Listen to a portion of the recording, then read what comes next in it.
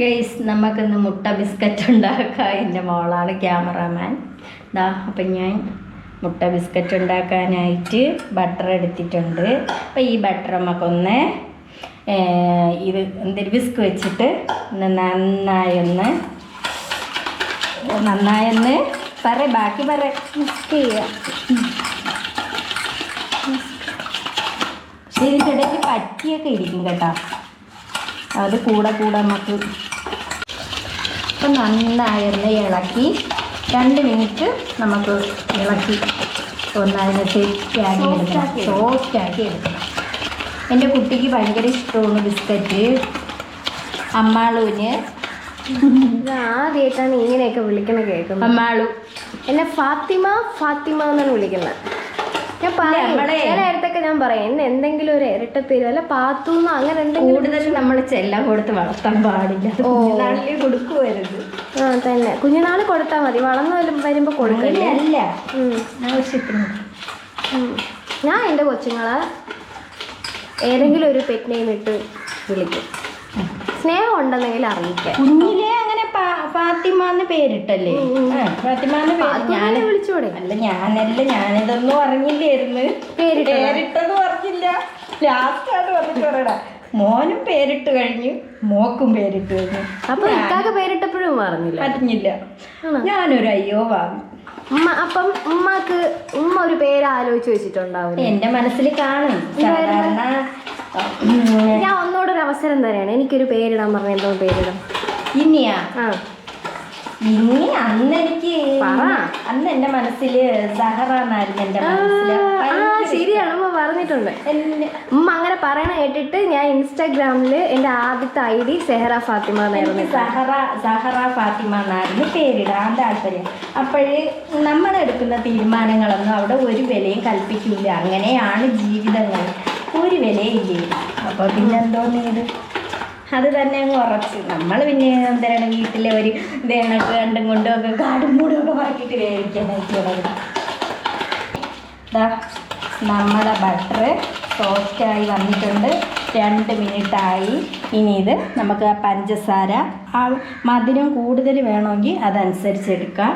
മധുരം കുറച്ച് എനിക്ക് എങ്ങനെയാണ്? കുറച്ച് മതി. ഞാൻ ഇതുവരെ ഉണ്ടാക്കിയത് കേക്ക് ഉണ്ടാക്കിയ കറക്റ്റായിരുന്നു. ഞാൻ ഇത്ര അളവ് ബിസ്ക്കറ്റ് ഉണ്ടാക്കി, കേക്ക് ഉണ്ടാക്കി, അത് കറക്റ്റായിരുന്നു. പക്ഷെ ഞാൻ ഇത്ര പഞ്ചസാര തന്നെയാണ് എടുക്കണം. ഇത് ഒന്ന് നല്ലതുപോലെ പൊടിച്ചിട്ടില്ല. കഴിഞ്ഞ നമ്മൾ പൊടിച്ചാണ് ചേർത്തത്. പൊടിക്കണ്ട. ഇതിങ്ങനെ ഇളക്കി നിൽക്കുമ്പോൾ തന്നെ നേരെയാവും. മുട്ട ഉടച്ച് വീത്തി കൊടുക്കാം. മുട്ട വീത്തുമ്പോൾ അതിൻ്റെ തോട് വീഴാതെ ശ്രദ്ധിച്ചോളണം. ഞാൻ ഇപ്പോൾ 1 മുട്ടയാണ് എടുക്കുന്നത്. 2 എണ്ണമൊക്കെ എടുക്കുമ്പോഴേ മുട്ട ഇല്ലാഞ്ഞിട്ടല്ല കേട്ടോ, മുട്ട അവിടെ ഇരിപ്പുണ്ട്.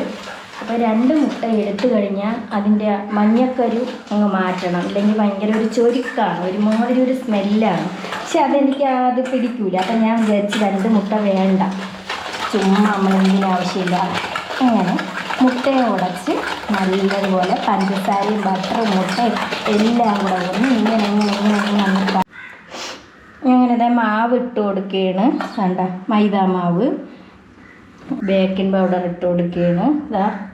ഇതാ 1 സ്പൂണാണ് ഇട്ട് കൊടുക്കുന്നത്. ഒട്ടും കളയണില്ല, ഒന്നും കളഞ്ഞൂടാ. ഇനി ഒരു നുള്ളെന്നൊക്കെയാണ് പണ്ടുള്ളവർ പറയാറ്.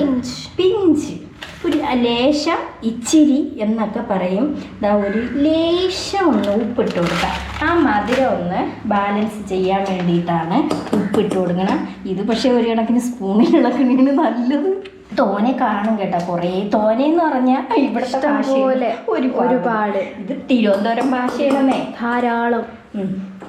അതുകൊണ്ട് ഇങ്ങനെയൊക്കെ ലൈക്ക്, ഷെയർ, സബ്സ്ക്രൈബ്. അതെന്തോന്നു പുട്ട് വെച്ചോളൂ, അത് പറയാം. ഓണത്തിന് പുട്ട് വെച്ചോളൂ, ഇടയ്ക്ക് ലൈക്ക്, ഷെയർ, സബ്സ്ക്രൈബ്. അത് പറഞ്ഞുകൊണ്ടിരിക്കണം കേട്ടോ.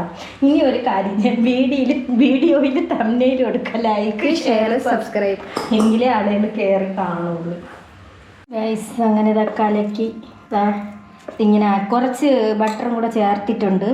അത് ഇത്തിരി മാവ് കൂടുതലായതുകൊണ്ട് ബട്ടർ കുറച്ചുകൂടെ ചേർക്കേണ്ടി വന്ന്. ഇനി നമുക്ക് ഈ ഫുഡ് കളറൊന്ന് ചേർത്ത് കൊടുക്കാം. ചേർത്തിട്ട് അങ്ങനെ മിക്സ് ചെയ്ത് ഒഴിച്ചെടുക്കുക. ഇത് വലിയ പാടൊന്നും ഇല്ല. കണ്ട പരുവം വാനില എസൻസ് ഇതാ ചേർത്ത് കൊടുക്കുകയാണ്. ഞാൻ എന്താ ഇതിന് 1 സ്പൂണാണ് ചേർക്കണത്. ഇതാണ്ട മുട്ട ബിസ്ക്കറ്റ് ഉണ്ടാക്കാനായിട്ട് ഉരുളിയാണ് എടുത്തിരിക്കുന്നത്. ഇനി ഈ ഉരുളിയിലകത്ത് എന്ത് ചെയ്യുമെന്നറിയാം? ഇതാ ഉപ്പ് ഇട്ട് കൊടുക്കുന്നു.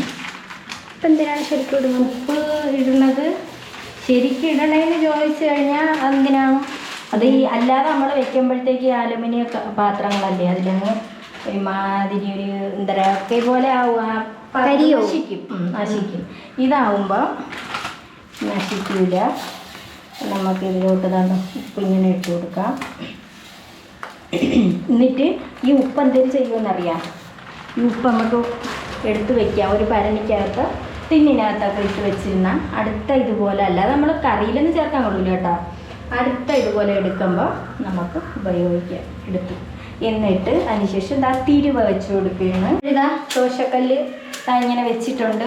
ഇതെന്തോന്നാണ് ഇതിന് പറയുന്നത്? Butter paper. Butter paper. അത് എൻ്റെ മോളാണ് ഉണ്ടാക്കിയത്. സാധാ പേപ്പറിൽ ബട്ടർ അങ്ങനെയൊക്കെ ആക്കി ഉണ്ടാക്കി വെച്ചിട്ടുണ്ട്. ഇനി ഇത് നമുക്ക് അടച്ച് ഇച്ചിരി നേരം അത് കുറച്ച് ചൂടാവണം അല്ലേ? അപ്പം നമുക്കിനി ആ നേരത്തിന് ചെയ്യാൻ പോകുന്നത് വേണ്ട. നമ്മൾ ഈ മാവുണ്ടല്ലോ, ഇല്ലാനോ വന്നല്ലേ ബാറ്റർ, ഇത് ഇതിലേക്ക് ഒഴിച്ചു കൊടുക്കണം. കണ്ടല്ലോ, ഗ്ലാസ്സിനകത്ത് കവർ ഇങ്ങനെ വെച്ച് അതിൽ എണ്ണ പുരട്ടിയിട്ടുണ്ട്. സൺഫ്ലവർ ഓയിൽ പുരട്ടി കൊടുത്തു. പക്ഷേ ഇത് ചെറിയ പേപ്പർ, ഇത് ഗ്ലാസ് മുള വെച്ചത് ഇത് കുഴപ്പമില്ല. ഉണ്ടെങ്കിൽ ഇങ്ങനെ ഒഴിച്ചു കൊടുക്കണം. ഞാനിപ്പോൾ തീ കൂട്ടിയാണ് വെച്ചിരിക്കുന്നത് കേട്ടോ. തീ കൂട്ടി വെച്ചതിൻ്റെ കാര്യം എന്ന് പറഞ്ഞാൽ ആദ്യം തീ ഒന്ന് കൂട്ടി കൊടുക്കാം. പിന്നീട് നമുക്കിത് അതിലോട്ട് ഒഴിച്ചതിന് ശേഷം തീ കുറച്ച് കൊടുക്കാം. റബ്ബർ എടുത്തോ, റബ്ബർ വെച്ച് നമുക്കതിനെ ചുറ്റി കൊടുക്കാം. കണ്ടല്ലോ, നമുക്ക് ഒഴിച്ചൊഴിച്ച് തീരുമ്പോൾ അടുത്തത് ഒഴിച്ച് കൊടുക്കാം. ഇതിൽ റബ്ബർ ചുറ്റി കൊടുക്കും. അതിൻ്റെ മൂട്ടിൽ നമ്മൾ ഇതുകൊണ്ട് കണ്ണിട്ടിട്ടുണ്ട്. ചൂടെടുക്കുന്നുണ്ട്. അത് ഇച്ചിരി കൂടെ അങ്ങ് വലുതാവും. ഇതായി വരുമ്പോഴത്തേക്ക് കണ്ട. ഇത് അടച്ചു വെച്ച് കൊടുക്കാം. ഇത് കുറേ ഉണ്ടാക്കാൻ ഇഷ്ടം പോലെ.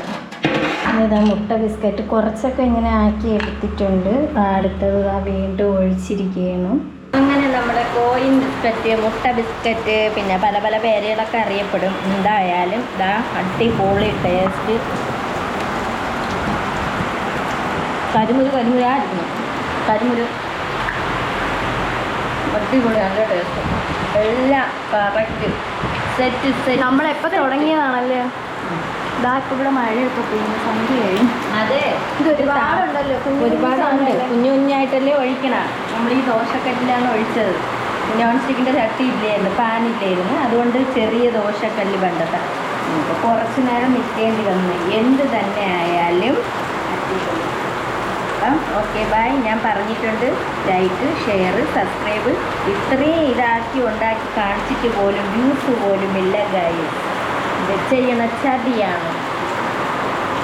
അടിപൊളി, സൂപ്പർ. അപ്പം ടാറ്റാ.